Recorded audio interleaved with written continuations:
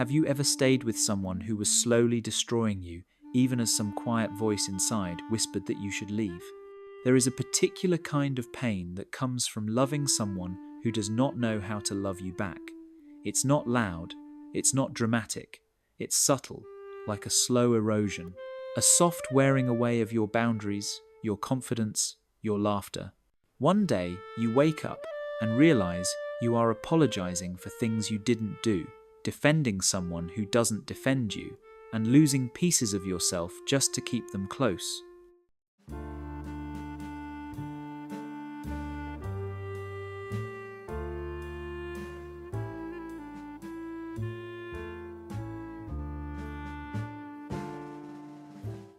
You knew something was wrong.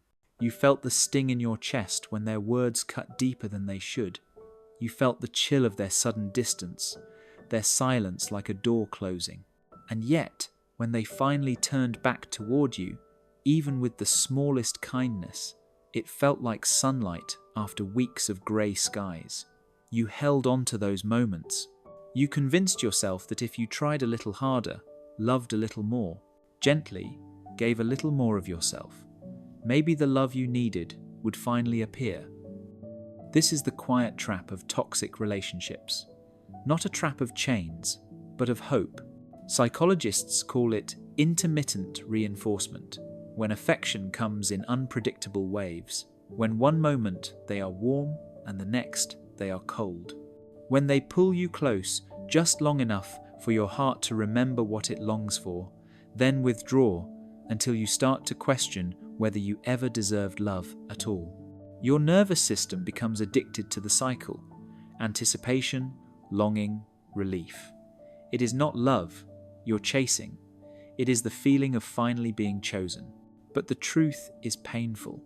The person who hurts you becomes the same person you rely on for comfort, and that is what makes it so hard to leave. Because walking away doesn't just mean losing them, it means facing the emptiness inside you that they once seemed to fill. Yet you are not foolish for staying. You are not weak. You are responding to wounds that began long before this person ever entered your life. You learned, somewhere in your past, that love is something to earn. That affection is something given in exchange for patience, for silence, for self-sacrifice. That love is not soft, but conditional. To understand why we hold on to those who break us, we must look back to where we first learned to love, and who taught us that love was something we needed to chase. There is a moment in childhood that most people forget, but the body remembers. A quiet evening, a small house, voices rising behind a door, a child sitting at the top of the stairs, listening not to the words, but to the tone, the pauses, the sudden silences. They learn something there, long before they have language for it. Love is unpredictable. Affection can turn sharp without warning. Safety is something you must earn. Maybe the parent was not cruel, just exhausted, distant, overwhelmed by life. Maybe their touch was warm one day and cold the next, like hands that don't quite know how to hold. The child watches their face closely, studying every shift, every sigh, every flicker of attention. They learn to shape themselves, to stay close to warmth. They learn to become what is needed, quiet, pleasing, unproblematic. They learn to disappear a little, to fit into the small spaces love allows. Attachment theory explains how these early patterns carve themselves into the nervous system. If love was inconsistent, you grow into someone who chases reassurance, who clings tightly and fears being abandoned. This is the anxious attachment, the heart that never stops reaching. If love was distant, you learn to detach, to rely only on yourself, to believe that needing anyone is dangerous. This is the avoidant attachment, the heart that stays behind walls. And if love was both sometimes warm, sometimes frightening, you are pulled in two directions, longing and fear. This is the disorganized attachment, the heart that is confused by its own beating. You didn't choose any of this. It formed quietly, like water dripping on stone, and because the child cannot blame the parent, they blame themselves. They believe, If I were better, they would love me differently.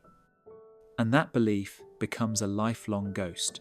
It follows you into your relationships, whispering, "Try harder, hold on, don't lose them." Love becomes a door that only opens when you prove yourself worthy. You start to think that affection must be earned, that attention is something you must work for, that validation is the reward for shrinking your own needs. You learn to chase love, not receive it. And so, even years later, when you meet someone who is inconsistent, unpredictable, familiar in a way that feels like home, something inside you leans in. Not because it is good for you, but because it feels like something you were always meant to fix. The child grows up, but the wound grows with them. Have you ever wondered why, as an adult, you tolerate what your younger self once promised you would never accept?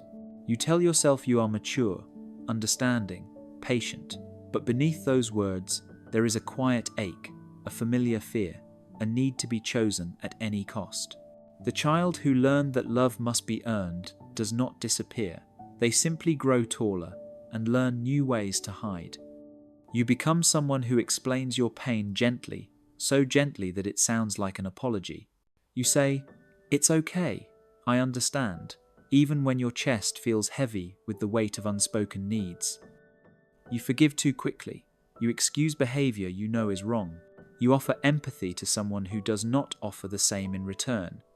Outwardly, you look strong, the one who handles things, the one who doesn't break easily. But inside, there is a small voice terrified of abandonment, whispering that if you stop being easy to love, you will not be loved at all. The wound becomes a mask. You confuse intensity with intimacy, chaos with passion. When someone pulls away and then returns, your heart races, not because it is love, but because it is familiar. Your nervous system recognizes the rhythm of uncertainty, the unpredictable warmth and coldness you grew up with.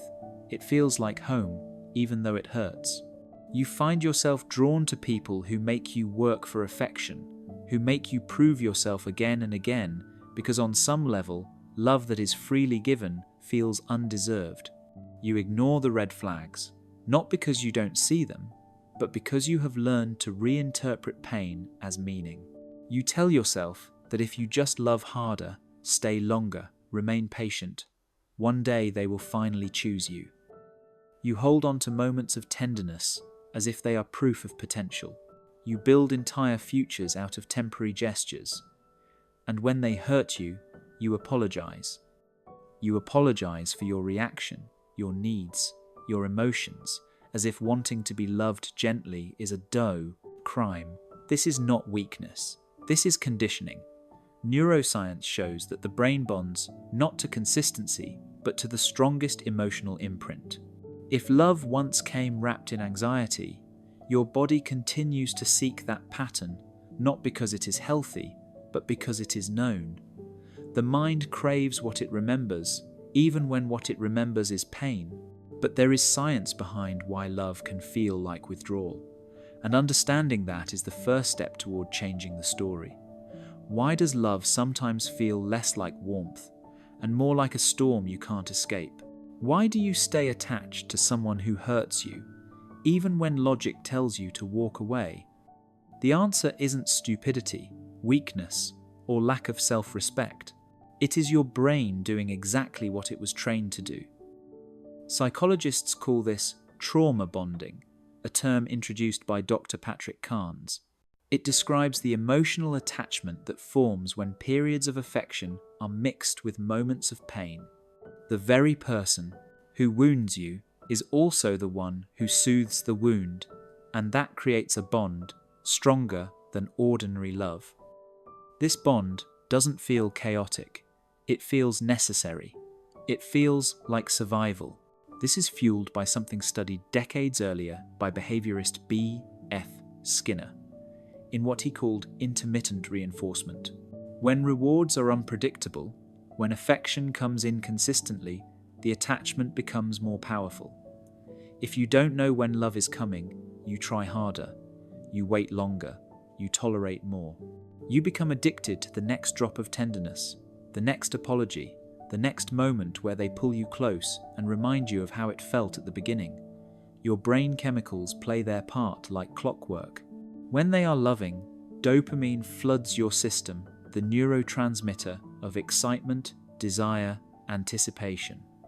Your chest warms, your heart steadies, your world feels meaningful again. But when they pull away or turn cold, cortisol rises, the stress chemical that makes your stomach tighten and your thoughts spin. You feel anxious, desperate, unsteady. Then, when they return, oxytocin, the bonding hormone, surges, sealing the attachment deeper. This cycle becomes a physiological loop. You are not just emotionally attached, you are chemically tethered. And the most haunting part is this: your brain isn't choosing this person because they are right for you. It's choosing them because they are familiar. Your nervous system recognizes the pattern of your earliest caregivers, the inconsistencies, the longing, the reaching. This is not conscious. It is not intentional. No one wakes up and says, "Give me the kind of love that hurts me." But the heart gravitates toward what it learned first. The toxic partner is not always a villain either. Often, they too are repeating what was taught to them. Two histories colliding, two wounded children trying to love each other using broken language. And this is where the story darkens. Because once you understand that the relationship is not just emotional but neurological, the question changes from, "Why don't you leave?" to, "How do you free yourself from something your brain believes it needs to survive?" There comes a point where love no longer feels like love. It feels like exhaustion, like waking up every day carrying a weight that no one else can see. You tell yourself you're okay, that every relationship has its challenges, that pain is just part of connection, but quietly, something inside you is fading. You stop recognizing the sound of your own thoughts. You stop remembering who you were before them. At first, it was subtle. You gave a little more than you received. You forgave small things. You let your boundaries bend. But over time, a little became everything. Your world began to revolve around their moods, their needs, their storms. You learned to read the weather of their silence, to prepare yourself for the moment their tone shifted. You adjusted, softened, disappeared, not all at once, but slowly, like a candle melting down to nothing. You become a ghost in your own life. Your laughter changes, your posture changes. The sparkle in your eyes settles into a quiet, practiced calm. You're still there, but only in outline. The relationship becomes the center, and you become a supporting character in a story where your own needs rarely make it to the page. And yet, you stay. Not because the pain feels good, but because losing them feels worse. Because somewhere along the way, love became a battlefield where you are always trying to prove you are worth staying for. You tell yourself that if you are patient enough, loyal enough, gentle enough, they will see you, they will choose you, they will change. But they are wounded too. Their shadows touch yours. Their fear of closeness, their fear of vulnerability, their unhealed stories they spill into your shared space. And so the relationship becomes pain, trying to heal pain. Two broken mirrors reflecting each other's fractures. You are both searching for something that neither of you knows how to give. This is the tragic illusion that suffering means depth, that chaos means passion, that intensity means fate. You begin to believe that real love is supposed to hurt.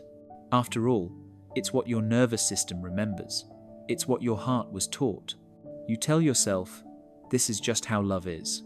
But beneath that belief, in the quiet moments staring at the ceiling at night, holding your breath in arguments that never resolve, there is a small whisper begging for something gentler, something softer, something safe. And yet, society has trained us to call this love. Have you noticed how the world teaches you to endure love, no matter the cost? From childhood, you are fed stories where suffering is a sign of devotion. Movies tell you that jealousy is passion, that chaos is romance, that the person who hurts you the most is the one you are meant to fight for. We are shown lovers who break each other, scream, leave, return, and it is framed as destiny. Look, the world says, this is true love. It's intense, it's dramatic, it hurts, but that's what makes it real. So you learn to measure love by the depth of your wounds. You watch music videos where heartbreak is poetic, novels where devotion means losing yourself, and social media posts praising toxic loyalty as though staying is proof of character. No one teaches you that love can be calm, that love can be gentle, that love can feel like rest, like warmth, like safety. You begin to believe that love without pain is love without meaning. And when you find yourself in a relationship that drains you, you do not question it, you recognize it. You think, this is how it's supposed to be. Society applauds the one who endures. Ride or die, they say, as if your value is measured by how much of yourself you are willing to bury. You learn to romanticize sacrifice, to believe that leaving means you didn't try hard enough, that walking away makes you the villain, that healing yourself is selfish. So you stay. You stay because starting over feels terrifying. You stay because being alone feels heavier than the pain you already know. You stay because you fear being judged for giving up. You stay because somewhere deep inside, that childhood voice still whispers that love is something you must earn, not something you deserve. You stay because you are scared of the silence that comes after goodbye. But here is the truth that society never taught you. Love is not meant to be survived, it is meant to be lived. A relationship is not a war to win or a battlefield to endure. It is not proof of strength to stay in a place that breaks you. Endurance is not devotion. Sacrifice is not love. Losing yourself is not loyalty. You were not born to be someone's emotional anchor while you drown. But the cost of staying is far greater than the fear of leaving. There is a certain kind of tired that no amount of sleep can cure. The kind that settles in your bones, in the parts of you that once held hope. You wake up, not to a new day, but to the same quiet ache, the same heaviness in your chest, the same questions you can't quite silence. You begin moving through life like a shadow of yourself, present but distant, breathing but not fully alive. This is what happens when love becomes a place where you are slowly erased. At first, you don't notice it. You just compromise a little. You soften your opinions, your desires, your needs, just to keep the peace. You swallow your pain so they won't pull away. You tell yourself you're being mature, understanding, patient, but over time, you realize your voice has grown quiet. Not because you have nothing to say, but because you no longer believe your words matter.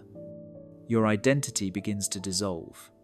You forget the things that used to make you feel like you, the hobbies you once loved, the dreams you once chased, the spark you once carried.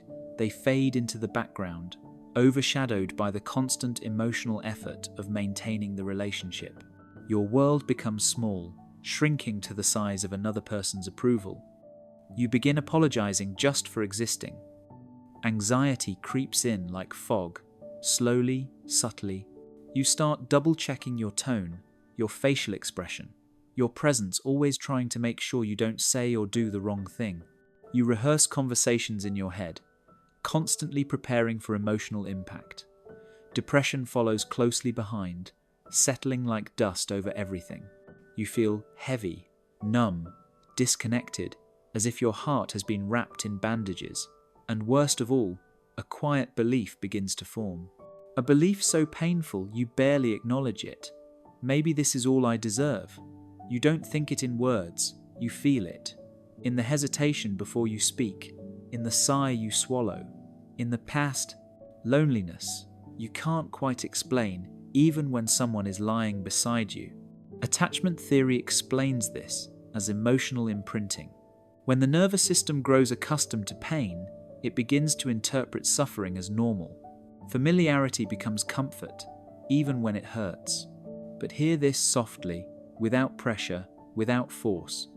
You were not meant to live half a life. You were not born to disappear inside someone else's story. The love you deserve does not require you to lose yourself to keep it. There is a path inward, back to your voice, back to your warmth, back to the person you were before the silence. But healing is possible not by changing them, but by returning to yourself.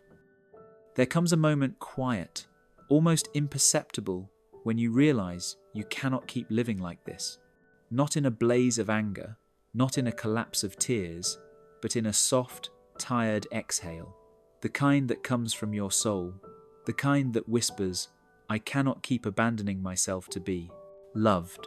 It is here that healing begins, not with a dramatic decision, but with a gentle turning inward toward yourself. You start by remembering that love is not proven through suffering, that endurance is not devotion, that losing yourself is not loyalty. You were taught to equate closeness with sacrifice, but real intimacy is the opposite. It is two selves standing whole, not one disappearing to feed the other. Healing begins when you allow yourself to take up space again. Boundaries are not walls. They are doorways that determine what is allowed to enter the home of your heart. A boundary is simply you saying, "This is where I end and where you begin. This is what I need to stay whole." At first, speaking these words may feel terrifying, even selfish. But the truth is, boundaries are the purest form of love for yourself and for others. They make connection safe. They make presence sustainable. And when the fear of being alone rises, remember, loneliness in freedom is still lighter than loneliness inside a relationship that empties you. Your nervous system needs time to relearn safety. Slow breathing, grounding touch, quiet mornings spent with your own thoughts, these are not small things. They are acts of reclaiming your body from the cycle of anxiety and anticipation. You begin to soothe the place inside you that once believed survival depended on being chosen. You learn to choose yourself, journaling your feelings, not to justify them, but simply to witness them, helps the heart speak in a voice it has long silenced. Therapy, if available, can help you unravel the subconscious patterns that once felt like fate. And slowly, gently, you learn to recognize love that does not demand your disappearance. Love that feels like exhaling, like being seen without performing, like being held without earning it. There will be days of doubt, days when you miss the familiarity of the pain, days when your heart aches for what you hoped the relationship could have been. But healing is not linear. It is a return step by step to the person you were before you learned to apologize for needing love. And when you finally walk away, something profound happens. There comes a day, not dramatic, not loud, where you find yourself standing in the quiet of your own life. No raised voices, no tension in your chest, no constant calculations of how to be enough, just stillness.